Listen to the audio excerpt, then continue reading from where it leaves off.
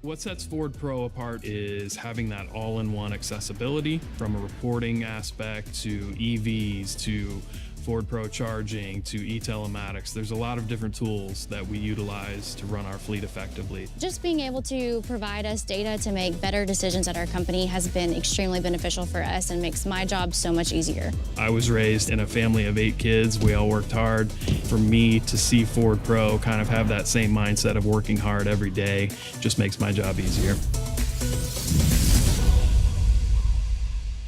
Welcome Executive Editor at Bobbitt Media, Lauren Fletcher, and General Manager, Integrated Services for Ford Pro, Dave Prusinski.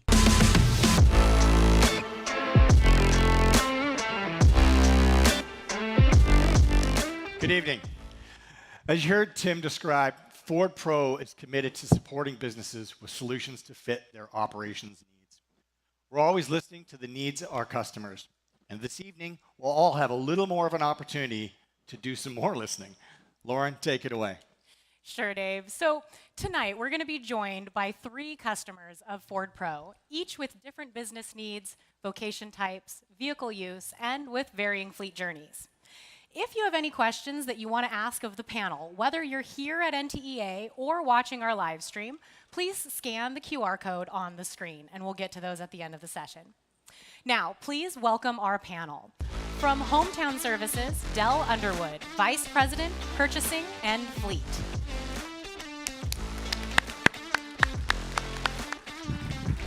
From Ecolab, Mike Hauge, Fleet Electrification.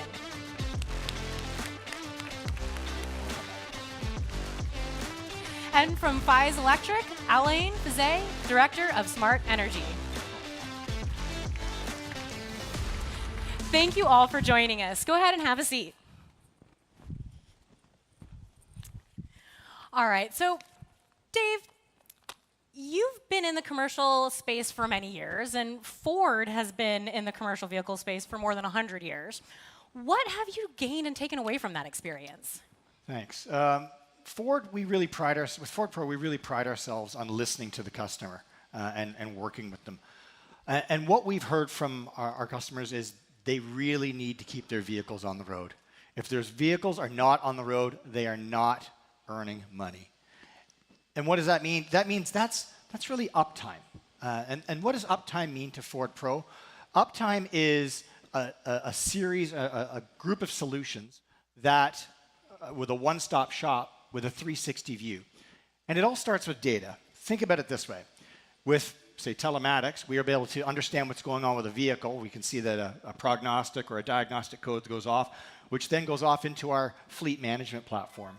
And from there, the fleet management platform with our people can then work with our physical service networks to ensure that a part is in a dealership and that there's an appointment ready to go for when you pull in. So now if I'm a fleet, I'm no longer pulling in, getting my vehicle diagnosed, sitting a day, waiting for a part to come in. This is all happening in times that really minimize your downtime. We're talking hours, hopefully, as opposed to maybe days. So really, it's a 360 view of a one-stop shop to ensure that our customers' vehicles are up and running. I think that's a perfect segue to go on and start getting in with our panelists. So you all have leaned into telematics in your fleet, some more recently than others. How have you been able to really lean on that data for your specific operations? Del, let's start with you. So I'd say the overall data that's actually helped us the most is the total cost of ownership. And so how Ford Pro's helped us with that is being able to look at the overall idle times that we've had. So we've lowered the idle times, and then also been able to get all of our preventative maintenance on a true schedule. Historically, we haven't been able to do that in the past, but now we're able to. So it's really helped us to reduce the overall cost of ownership for us. And Mike, how have you been able to lean on that telematics data? So there's a couple areas we've leveraged or we anticipate leveraging more than we have. The big one, as Dave mentioned, is uptime. So the telematics we have today, being able to have visibility to the vehicle health, statuses, the diagnostics, oil life, make sure everybody's getting their oil changes when they should, right? Be able to be a little more proactive and not have major repairs due to that is probably the biggest unlock we have. At its core, It just makes sure everybody's doing what they should and we're taking care of the vehicles that we have. The other part of it that's becoming more and more important as we talk about electrification is being able to use the telematics to validate a lot of the different use cases we have with our fleet, sales, service, different divisions, and what does the mileage look like? And beyond just basic mileage, what's the furthest they may travel? How often? We good? There we go. Sorry, guys. Just where are our drivers going? How often are they going there? And eventually, the next step for us is how often are they going near public infrastructure? None of that can be done if we don't have the telematics data that we have on our internal combustion vehicles today. And Elaine, you operate a smaller fleet in Canada. How are you leaning on that telematics data in your operations? Well, for us, the telematics. So actually, we have all electric vehicles. So our full fleet is electric. For me, for the data, so permits to know the state of battery, what the state of battery when they're coming back at home or our depot, and help us to understand. So for us, our goal was to be all electric in 2025. We make it 1.5 years before. So we already full electric, and with all the data, it helps us to go faster. So, based on all of your really specific business and fleet operation goals, again, so different from all the 3 companies that we have, what additional benefits have you really started to see from using telematics in your fleet and using this integrated software? And is there any kind of insights into your fleet that you're really appreciating the most from this information? Mike, let's start with you on this. Yeah, the big one for us right now is we're on an electrification journey. I know we'll get into detail here shortly on that, but when we talk about how we can even start, how do we go about it, the value of having that detail of, again, the mileage, some of the use cases, and figuring out where's the right place to start so we have some chance of success early on and continue to learn from there. So that's the biggest one for us. Elaine, what about you? Well, almost the same thing. So we're all electric. So you got your number. You know how many kilowatt you use, what's the state of the battery when you're coming, like I told you at the depot or the office. So you understand all that number, where they can go, how many kilometers they do, and at the end of the month, so you know how many kilowatt you use, you know how many fuel you save. That's fun, and you know how many CO2 you save also. So that's a really good information for our customer. The fun you have with telematics is just seriously contagious. I love it. Del, what about you? Are there any insights into your fleet that you're really appreciating the most from your telematics use? Yes, as far as our fleet's a little different. We have 1,500 in our fleet. They're all combustion engines. So we have home services, HVAC, plumbing, electrical services. And so really getting the biggest benefit we've gotten is being able to get all of our fleet on a planned service, true maintenance agreement, and be able to run through them. Keeping them, so what that's helped us with is it's saved us a lot of money on repairs, but it's also saved us a lot of money on transmissions and engines and everything else as we go. So that's probably one of the biggest benefits, is being able to get it on the preventative maintenance side. In our earlier conversations, you had some numbers that you were able to kind of gather from your telematics data as opposed related to downtime. Can you share a little bit more about that? Yeah, so for us in our industry, for our downtime, I mean, that's a killer, right? So if our vans are down, so we look at it as a transit, and a technician is a unit. So that's a revenue producing unit for us. So whenever they're down, it's literally costing us thousands of dollars just on a service unit, like a Ford Transit F-250 we use a lot. That could be up to $12,000 a day in missed revenue for our technician on the service side. And then, we start talking about installation on HVAC, plumbing, get into generators, that's a true number 2. It's up to $22,000 a day. So being able to partner with Ford and make sure that we have all those telematics are coming through, we're looking at all the different metrics, we're able to manage to those, to reduce our overall costs, and to be able to, number 1, keep our fleet on the road. That is the biggest thing for us.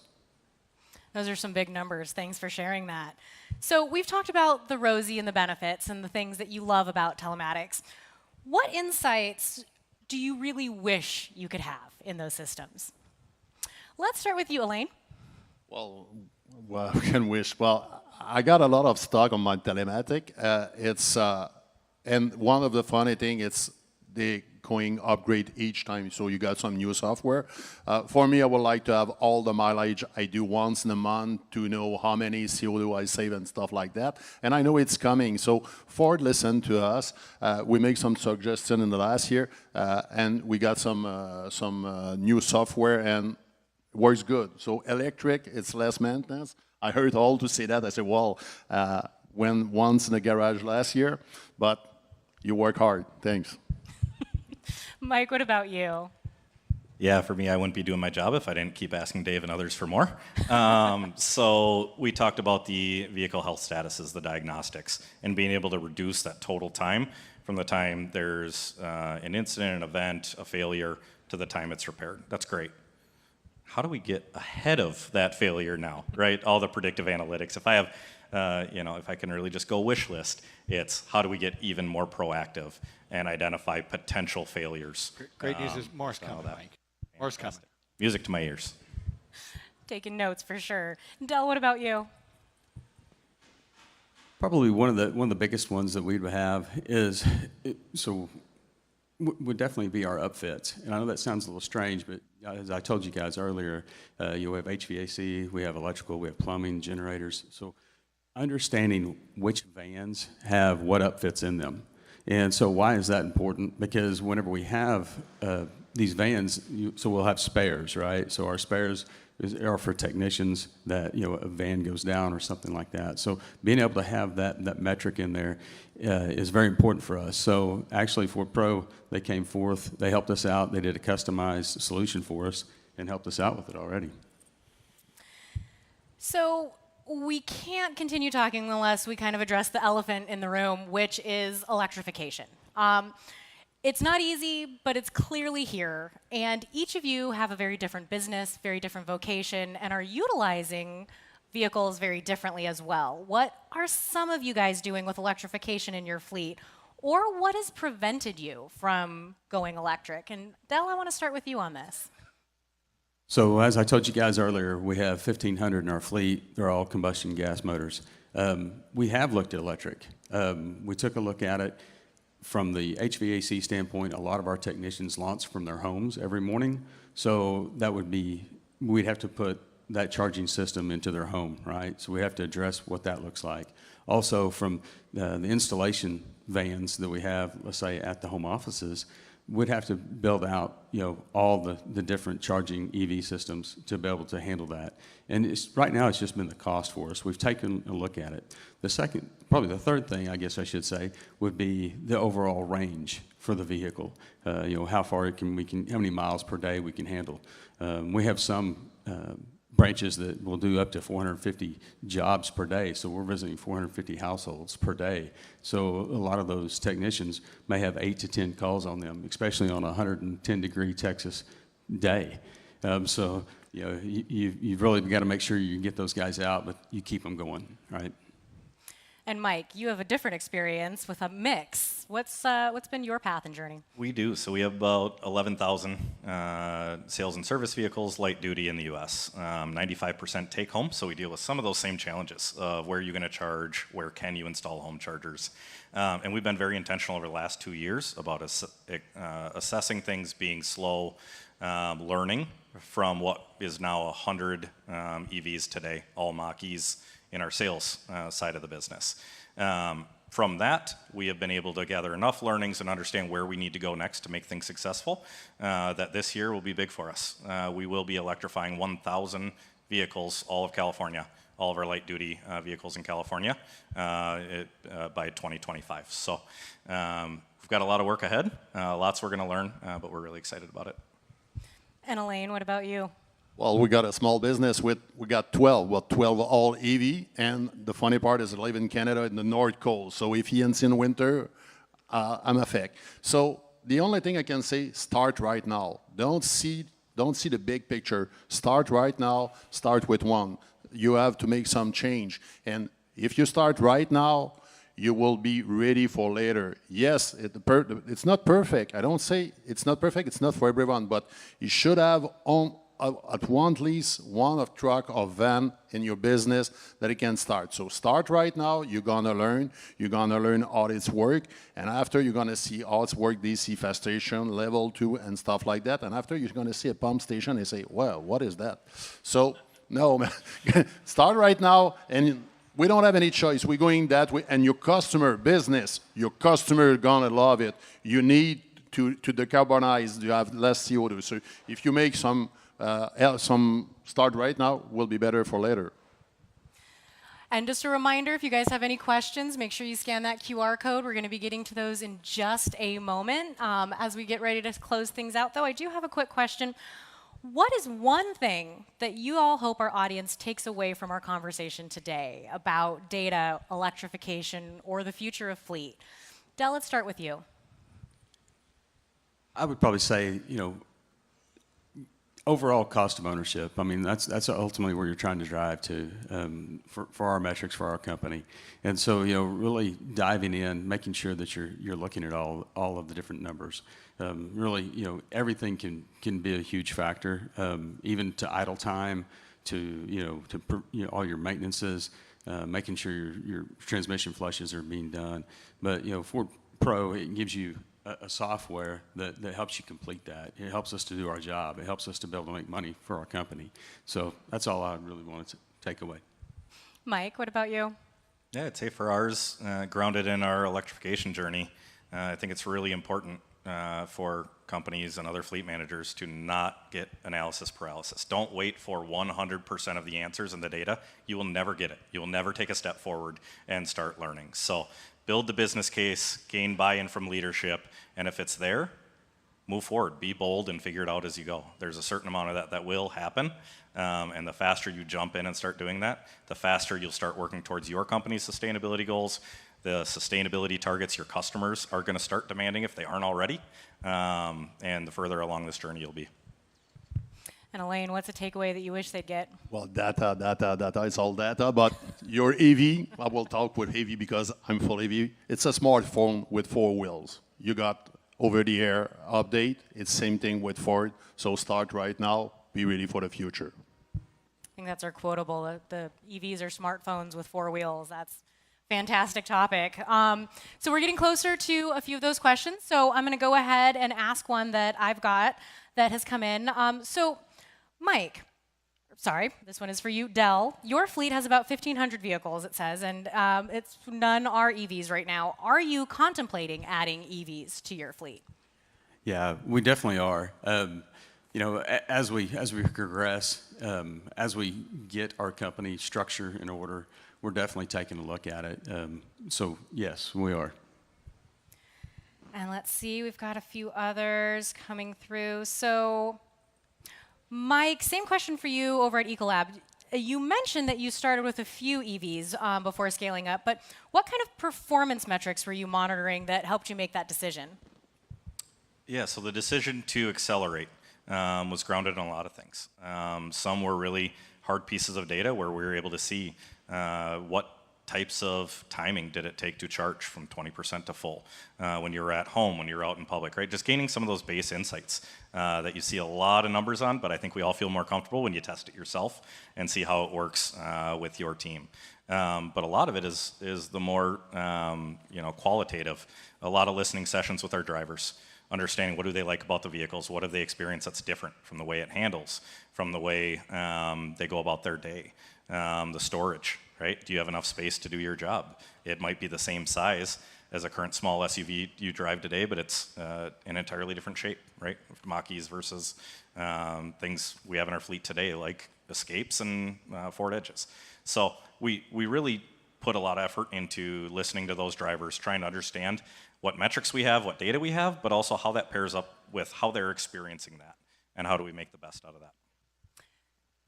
And the next one I've got would be for Mike and Elaine. What about your drivers? How do your drivers think about these vehicles, and what have their experiences and feedback been? Elaine, let's start with you. They want to come back. No, the electric, if I have a brand new 2024 in the thermic, no, the electric, they love it. So we start with a few one, but after they all talk together and they all have some some issue and stuff like that. So my employee love it. It's smooth. It's and it's really easy. So no, for our part, we don't want to go back, and everybody love it, and they will be electric all the time. And all my employees start to buy EV. So they have EV for work, but they all buying EV for home. And looking at another question that we've got in, I believe, let's say this is probably going to come from Ford. So what are some improvements you plan on making to the telematics tool? You're going to start to see deeper insights into the product, more EV features, more reporting, as well as more functionality that is part of the ecosystem. So things like asset trackers.